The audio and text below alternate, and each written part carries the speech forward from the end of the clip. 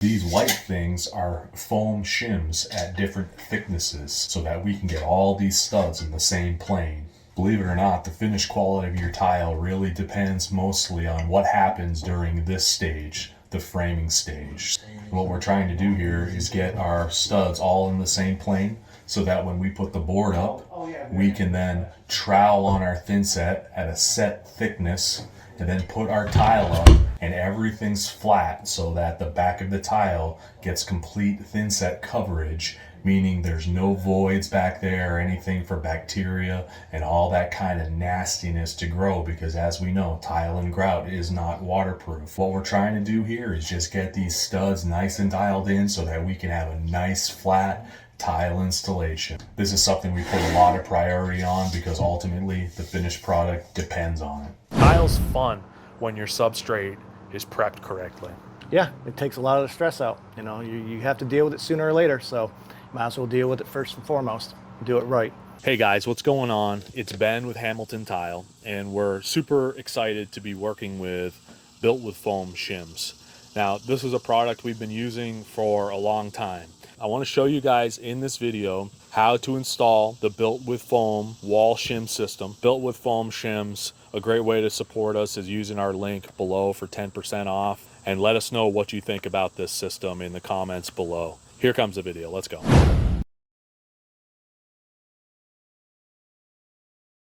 First step, get your studs completely clean. Get all the glue off, nails, staples, whatever's on it. You want to start with a clean substrate. Easier to measure to, easier to get your foam shims to stick nice and flat and even. You can use a planer, scraper, 5-in-1, whatever tools you got on hand. Sander, doesn't matter, just get them clean.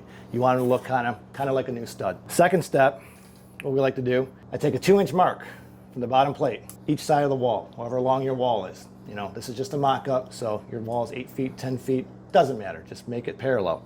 Then you set your laser up parallel to the bottom plate at your 2-inch mark, so make sure it reads 2 inches each side. So now you got, your parallel. Then take your tape measure, you find where you're gonna wanna start your board. This one, we're just gonna start from the top of the wall. Yours could be, halfway up the wall. It can be the top of the ceiling, whatever. You find where you're gonna wanna start your board. Mark every 12 inches from where you're gonna start, down the entire stud, all the way around the entire wall that you're gonna flatten. 12 inches all the way around. Now we gotta find out what this wall's doing. So we know that this is 2 inches. We're gonna look for the shortest number. The shortest number will tell us where the wall's sticking out the farthest. It may be at the bottom, it may be at the top. We don't know yet.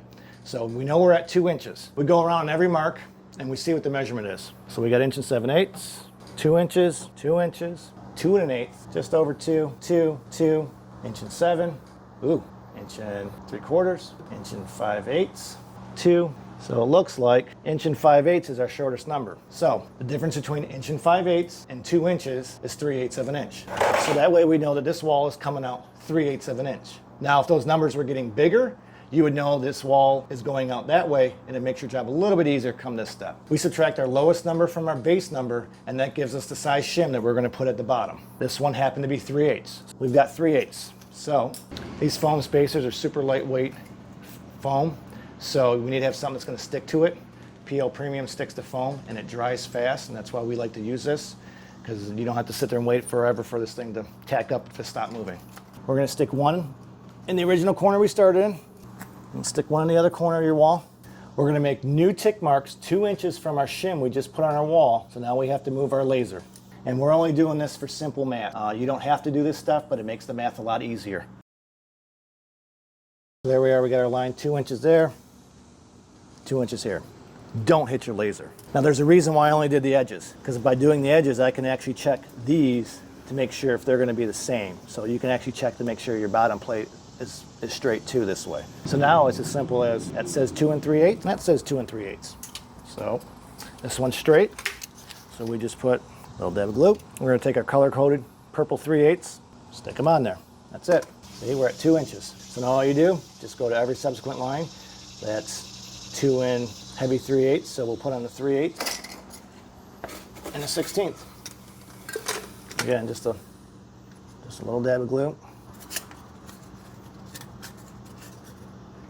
2 inches.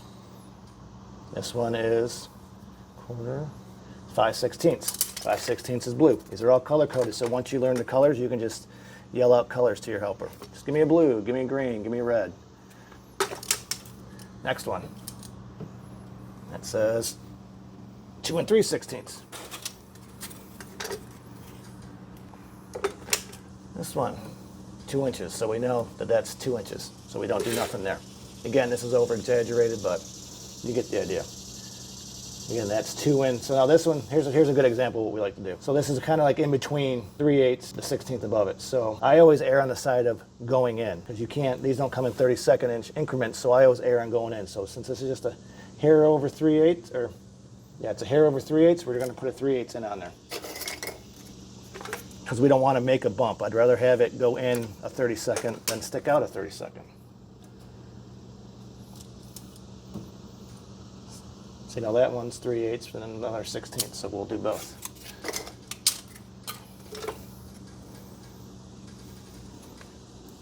Three-eighths,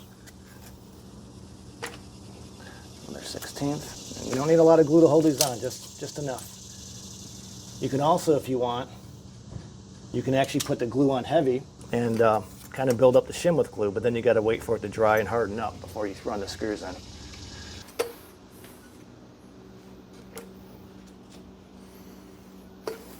That's 3/8.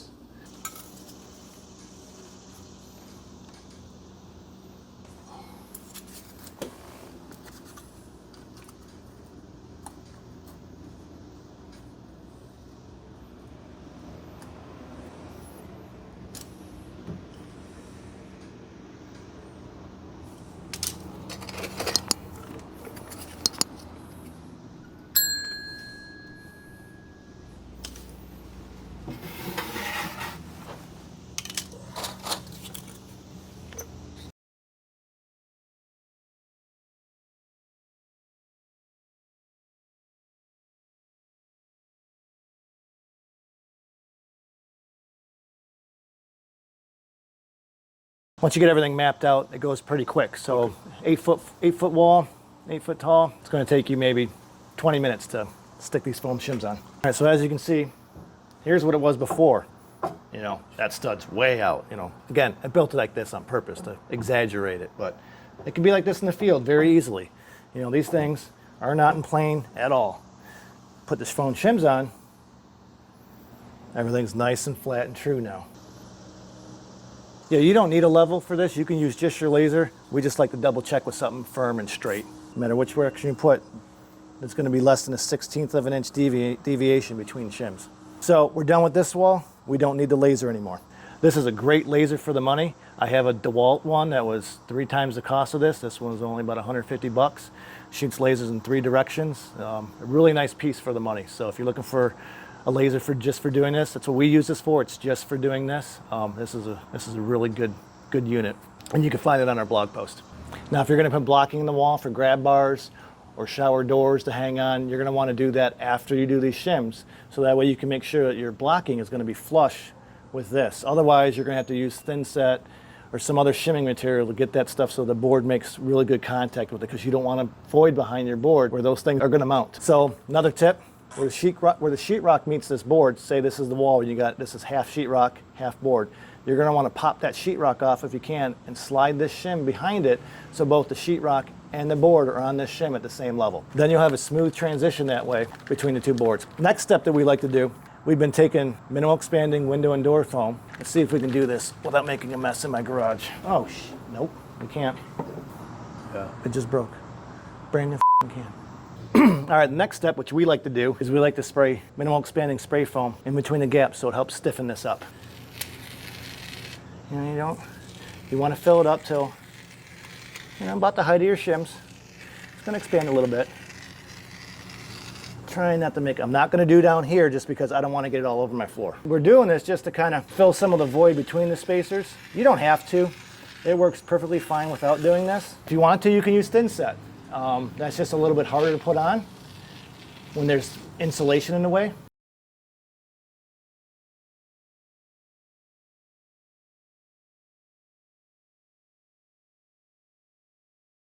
All right, so now you got to get the board in pretty quick. Now every 12 inches you got to know where you put it. So I'll show you a trick here. You know they're in the corners. So We just tack it in the corners where we know there's spacers without, see, that one wanted to move, but you won't have that issue if you give it half hour, 45 minutes.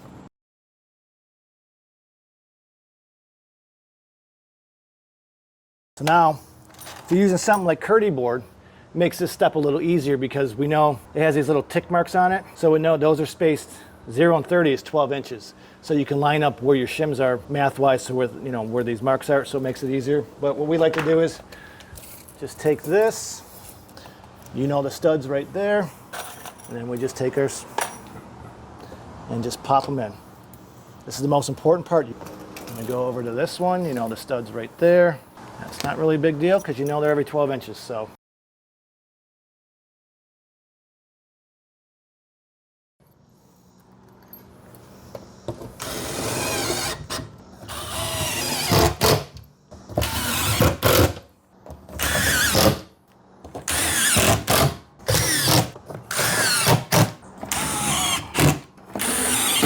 Just do that for the entire length of your wall. And now as you can see, you all saw how that wall started.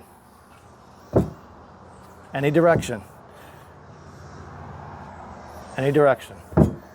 This is what ends up happening to the foam. As it hardens up, it fills all the voids behind it, and it really stiffens up that board. Each box of shims, depends on how bad your shower is. You're gonna get between, I've found about 4 to 5. If the shower's way off and it's big, you might only get 2 to 3 showers. So just depends on how far off the framing is. Shim kit costs about $100. If you buy through our affiliate link, you get 10% off. So if you start using these shim kits, you're gonna find out that you're gonna use certain colors a lot more than other ones. I've found you use a lot of the reds, yellows, and greens are your 3 main ones you use.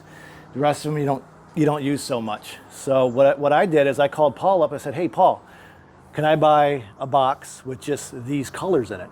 So if you find yourself after 2 kits have a bunch of 1/2 inch or 3/8 ones left over like I do, I just said, hey, can you send me a box filled with just these 3 colors? He was more than happy to oblige. So you can actually order just the specific colors you want in the box, because if you buy it by the box, the shipping's a lot more reasonable. If you buy it by the bag, the shipping cost unfortunately is just more. That's what they charge him, so he has to charge, you know, he just charges what they charge. I've flattened walls many different ways. I've tried wet shimming with thinset. I've bought rolled furring strips. I've made furring strips. I've tried every way, sistering, putting metal track on. I've tried every imaginable way. I have found that this honestly works the best, the fastest, and most accurate, most importantly. You just have to make sure if you're going to be screwing anything into this wall for blocking for grab bars or doors, you got to put either some thinset behind that, or like I said, bring your blocking out flush with the shims, so that makes really good contact. Other than that, this system works fantastic, and it's all we use anymore. No, not that. I forgot what I said. That's what I mean. Yeah. I'm not going to remember any of this. Just say, so this is a little bit more advanced. I'm not even talking about that part. I'm talking about the very first thing. Like I said, it's just too much. It's just too much shit for me to remember. So I'm trying to direct Jason over here to like do lines and stuff. It's not going to happen. I'm sorry. But this is what I want to say. This is a little bit more of an advanced technique. I think I wrote the most epic blog post about this with pictures and worded out directions. If you follow those directions, you should be able to do this at your house and get your walls prepped out pretty well. Yeah, if you can read directions, it's not that hard. This really isn't. It's fairly simple. The one tool you need more than anything is that laser. You can't do it without this laser. Get a laser, and if you start doing this, your walls are gonna be plumbed out. Hey, if you're a pro, I know a lot of you guys follow us out there, try this technique. It's a great way to do it. We've tried all sorts of different ways, and this is one of the best. And you use this product on your jobs if you're in the Atlanta area. Tile's fun when your substrate is prepped correctly. Yeah, it takes a lot of the stress out. You know, you have to deal with it sooner or later, so might as well deal with it first and foremost. Do it right. And like I said on the blog article that I wrote on atileguysjourney.com, there's pictures, detailed everything. Any questions you can ask them here. Hope you guys enjoy the video, and I hope it helped you. Go out there and do a nice job tiling. Have a good one.